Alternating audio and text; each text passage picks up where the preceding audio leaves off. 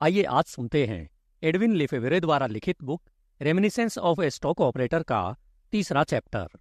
एक इंसान को अपनी सभी गलतियों से सबक सीखने में बहुत समय लगता है। जैसे कहते हैं कि हर चीज के दो पहलू होते हैं, लेकिन स्टॉक मार्केट की केवल एक ही साइड है, और यह बुल या बियर साइड नहीं है, बल्कि राइट साइड है। स्टॉक स्पेकुलेशन के खेल के अधिकांश टेक्निकल फेजेस की तुलना में जेसी को उन जनरल प्रिंसिपल्स को अपने माइंड में दृढ़ता से फिक्स करने में अधिक समय लगा।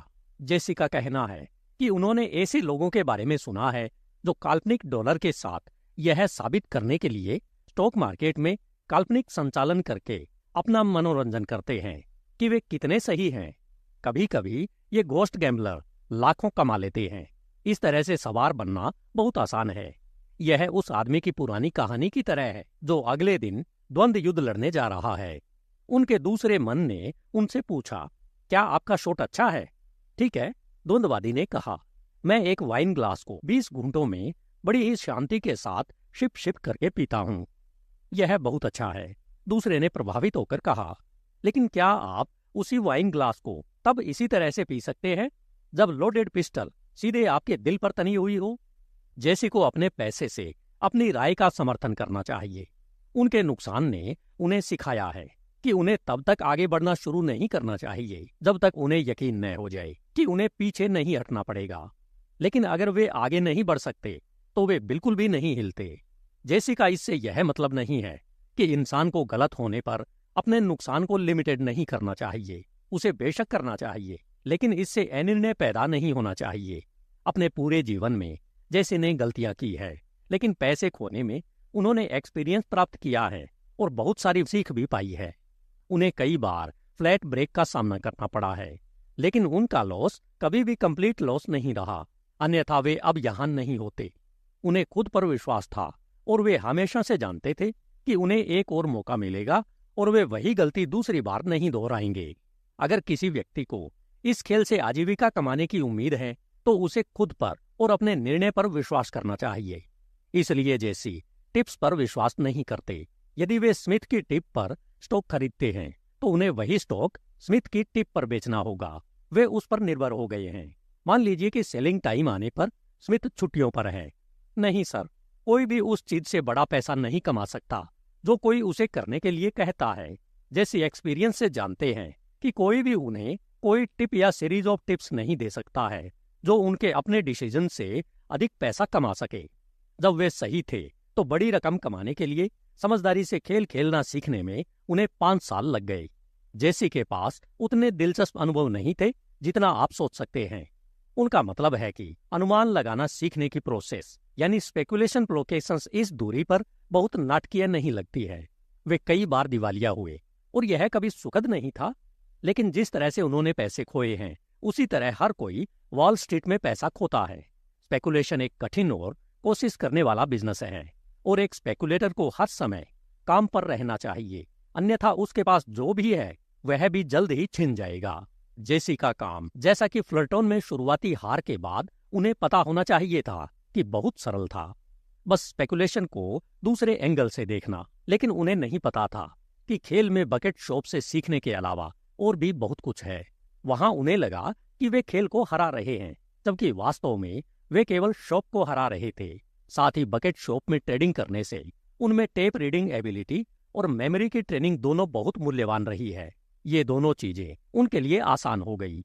एक ट्रेडर के रूप में अपनी शुरुआती सफलता का श्रेय वे अपने दिमाग या ज्ञान को नहीं बल्कि उन्हें देते हैं, क्योंकि उनका दिमाग अनट्रेन्ड था और उनकी अज्ञानता बहुत बड़ी थी। खेल ने उन्हें खेलना सिखाया और इसने पढ़ाते समय डंडे का भी प्रयोग किया। जेसी को न्यूयॉर्क में अपना पहला दिन याद है।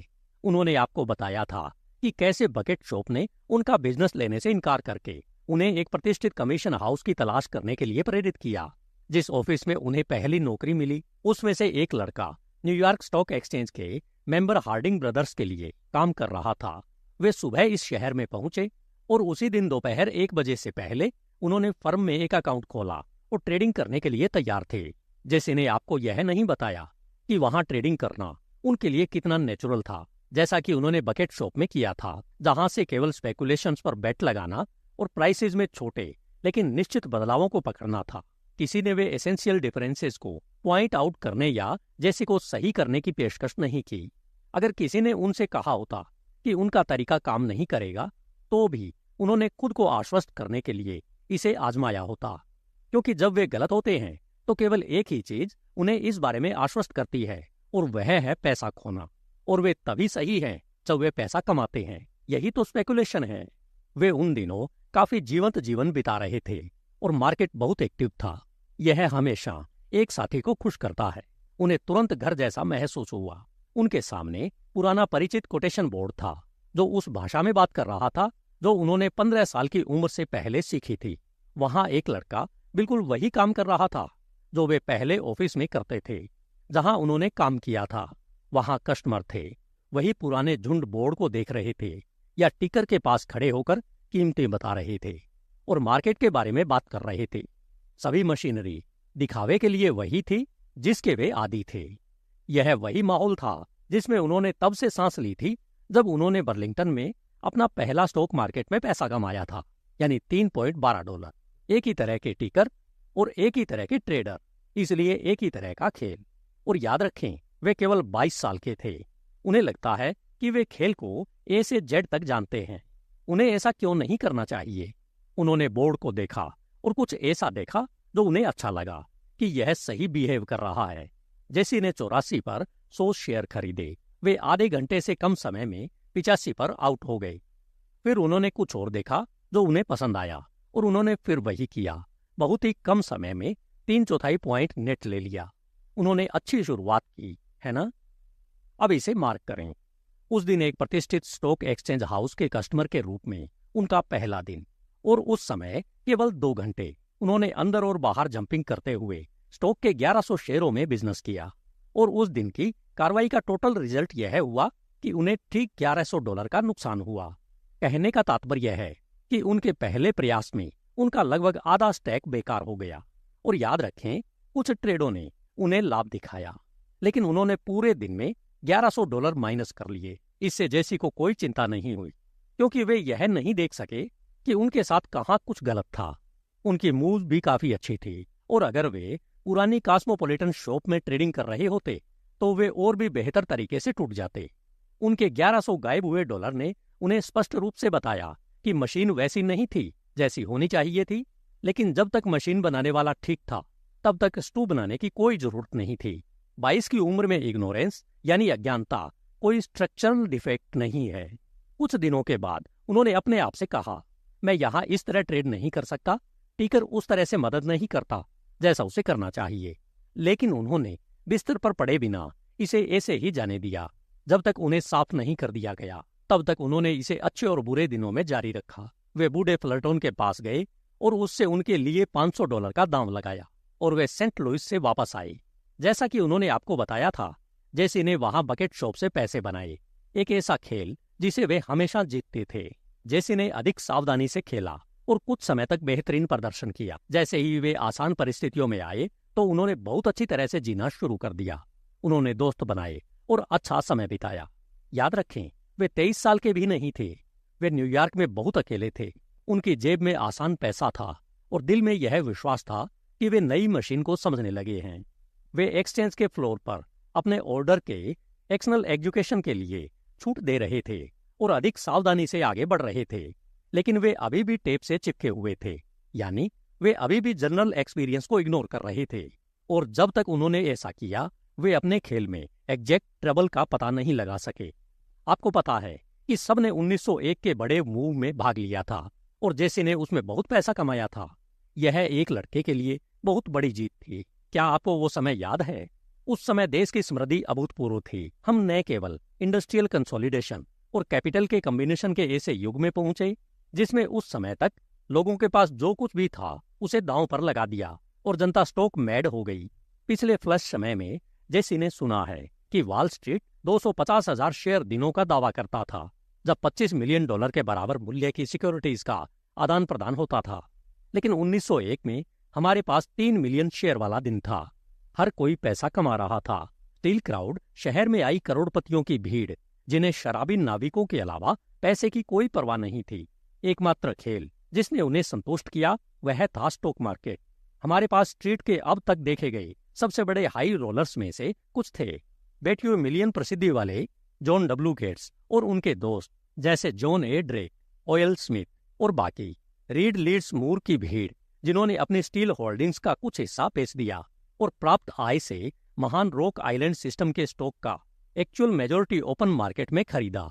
और श्वाब, फ्रिक, फिप्स और पिट्सबर्ग मंडली, उन असंख्य लोगों के बारे में तो कुछ भी नहीं कहा जा सकता जो इस फेरबदल में खो गए, लेकिन किसी अन्य समय में महान प्लंजर कहलाए होंगे। एक साथी वहां मौजूद सारा स्टॉक खरीद और बेच सकता था। कीन ने यूएस स्टील शेयरों के लिए एक मार्केट बनाया। एक ब्रोकर ने कुछ ही मिनटों में 1 लाख शेयर बेच दिए। यह वाकई अद्भुत समय था। इसमें कुछ अद्भुत चीजें भी हुई और सबसे खास बात कि स्टॉक बिक्री पर कोई टैक्स नहीं देना होगा और हिसाब किताब का कोई झंझट भी नहीं था। निसंदेह कुछ समय के बाद जैसे ने बहुत सारी विपत्तियों की चीखें सुनी और पुराने मंचकों ने कहा कि हर कोई खुद को छोड़कर पागल हो गया था, लेकिन खुद को छोड़कर हर कोई पैसा कमा रहा था। जैसे जानते थे कि निसंदेह प्रगति की एक सीमा होनी चाहिए और एओटी कोई भी पुरानी चीज की पागल खरीद का अंत होना चाहिए, लेकिन वे मंदी की चपेट में आ गए थे। हर बार जब जेसी ने बेचा तो उन्होंने हर बार पैसे खो दिए, और अगर ऐसा नहीं होता कि वे बहुत तेजी से भागते तो वे और भी अधिक खो देते। जेसी अब एक ब्रेक की तलाश में थे, लेकिन वे काफी सुरक्षित खेल रहे थे। जब उन्होंने खरीदा तो वे पैसे कमा रहे थे, और जब उन्होंने कम बेचा तो उन्हें काट दिया ताकि उन्हें उछाल से उतना लाभ न हो जितना आप सोचेंगे। जब आप विचार करेंगे कि उन्होंने एक लड़के के रूप में ट्रेड का कितना भारी उपयोग किया। एक स्टॉक था जिसकी जेसी के पास कमी नहीं थी, और वह था नॉर्दर्न पैसिफिक। यहां उनकी टेप रीडिंग काम आई। उन्होंने सोचा था कि अधिकांश स्टॉक स्थिर स्थिति में खरीदे गए थे, लेकिन लिटिल निपर ने ऐसा व्यवहार किया मानो वह अभी भी ऊपर जा रहा हो। अब हम जानते हैं कि कुहेन लोएब हर रिमन कॉम्बिनेशन द्वारा आम और पसंदीदा दोनों को लगातार ऑब्जर्व किया जा रहा था। खैर, जैसे लंबे समय से नॉर्दर्न पैसिफिक के 1000 शेयर धारक थे, उन्होंने इसे ऑफिस में हर किसी की सलाह के खिलाफ रखा था। जब यह लगभग 110 पर पहुंच गया तो इससे 30 पॉइंट का प्रॉफिट हुआ और उन्होंने इसे हासिल कर लिया। इससे जैसे के ब्रोकर्स के अकाउंट में लगभग $50,000 आ गए, जो उस समय तक उनके द्वारा जमा की गई सबसे बड़ी राशि थी। यह उस व्यक्ति के लिए इतना बुरा नहीं था जिसने कुछ महीने पहले ही उसी ऑफिस में अपना सारा पैसा खो दिया था। यदि आपको याद हो, हैरिमन भीड़ ने Burlington great northern Pacific combination में रिप्रेजेंट करने के अपने इरादे के बारे में मॉर्गन और हिल को सूचित किया था, और फिर मॉर्गन लोगों ने सबसे पहले कीन पर कंट्रोल बनाए रखने के लिए एनपी के 50,000 शेयर खरीदने का निर्देश दिया था। उन्होंने सुना है कि कीन ने रॉबर्ट बेकन को 1,50,000 शेयरों का ऑर्डर देने के लिए कहा था, और बैंकरों ने वैसा ही किया।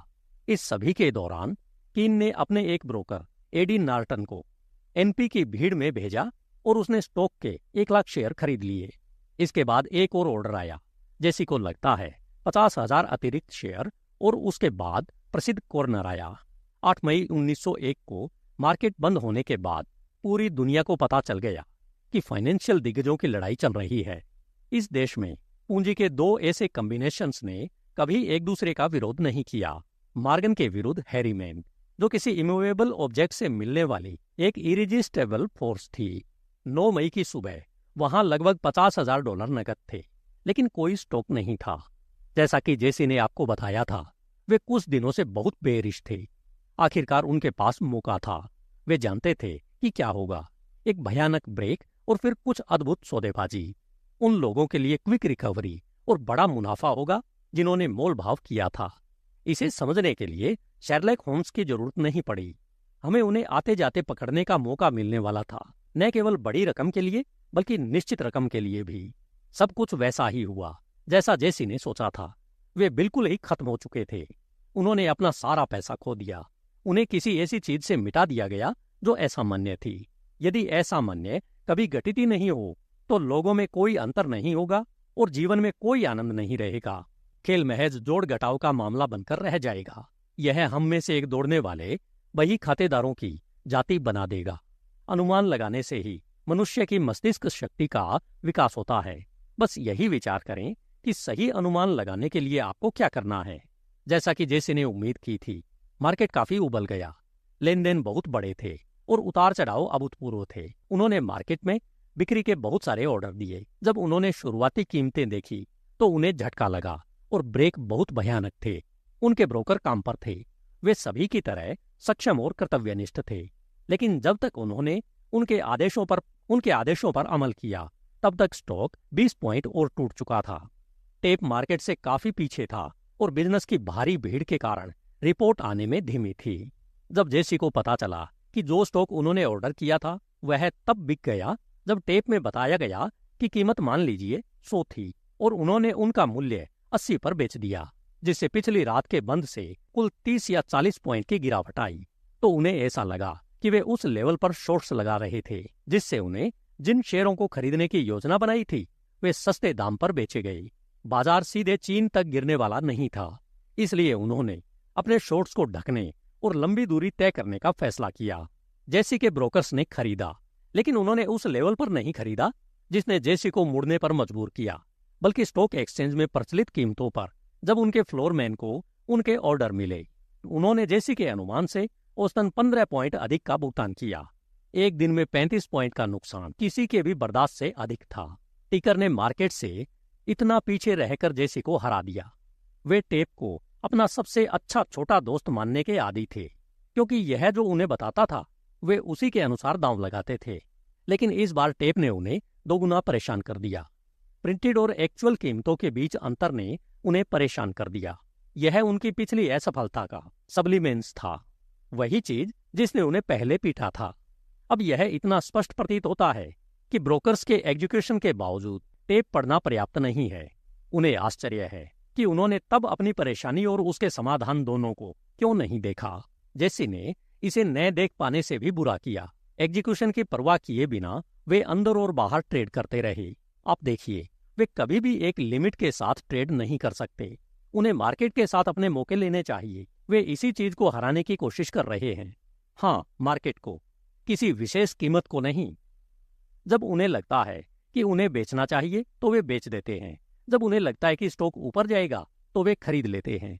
अटकलों के उस सामान्य सिद्धांत के प्रति उनके पालन ने उन्हें बचा लिया। लिमिटेड कीमतों पर ट्रेड करना उनकी पुरानी बकेट शॉप पद्धति होगी, जिसे एक प्रतिष्ठित कमीशन ब्रोकर के हाउस में उपयोग के लिए अनुकूल रूप से अपडेट किया गया था।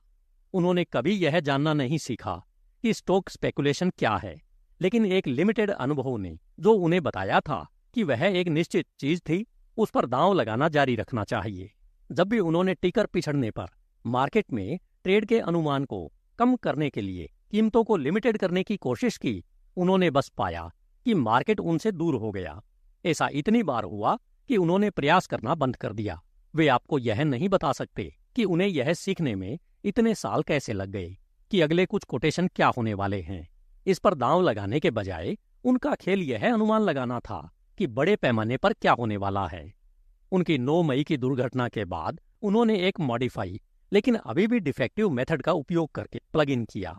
अगर उन्होंने कुछ समय पैसा नहीं कमाया होता तो शायद वे मार्केट का ज्ञान जल्दी हासिल कर लेते, लेकिन वे इतना कमा रहे थे कि वे अच्छी तरह जी सकें। उन्हें उनके दोस्त और यह समय अच्छा पसंद आया। वे उस गर्मी में वॉल स्ट्रीट के सैकड़ों समृद्ध लोगों की तरह जर्सी कोस्ट पर रह रहे थे। उनकी जीतें उनके नुकसान और उनके जीवन यापन के खर्चों की भरपाई करने के लिए पर्याप्त नहीं थी। उन्होंने जिद के जरिए ट्रेड करना जारी नहीं रखा। वे बस अपनी समस्या स्वयं को बताने में सक्षम नहीं थे और निश्चित रूप से इसे हल करने का प्रयास करना पूरी तरह से निराशाजनक था। वे यह दिखाने के लिए इस विषय पर बहुत जोर देते हैं कि जहां वे वास्तव में पैसा कमा रहे थे, वहां पहुंचने से पहले उन्हें किन चीजों से गुजरना पड़ा। उनका पुराना शॉटगन और बीबी शॉट बड़े गेम के खिलाफ हाई पावर रिपीटिंग राइफल का काम नहीं कर सका। उस गिरावट की शुरुआत में उन्हें न केवल फिर से बाहर कर दिया गया, बल्कि वे खेल से इतना ऊब गए थे कि अब और नहीं हरा सकते थे। उन्होंने न्यूयॉर्क छोड़ने और कहीं और कुछ और करने का फैसला किया। वे अपने 14वें वर्ष से ट्रेड कर रहे थे।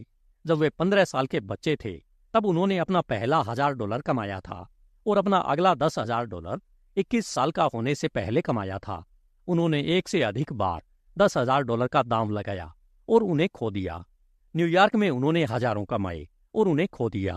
उन्हें $50,000 तब मिले और 2 दिन बाद वे भी चले गए।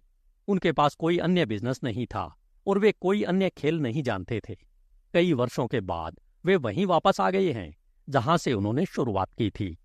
नहीं, इससे भी बदतर, क्योंकि उन्होंने ऐसी आदतें और जीवन शैली सीख ली थी जिसके लिए पैसे की आवश्यकता थी। हालांकि उस हिस्से ने उन्हें इतना परेशान नहीं किया जितना लगातार गलत होने से वे परेशान हुए। धन्यवाद। HindiAudiobook.com। आपका दिन शुभ हो।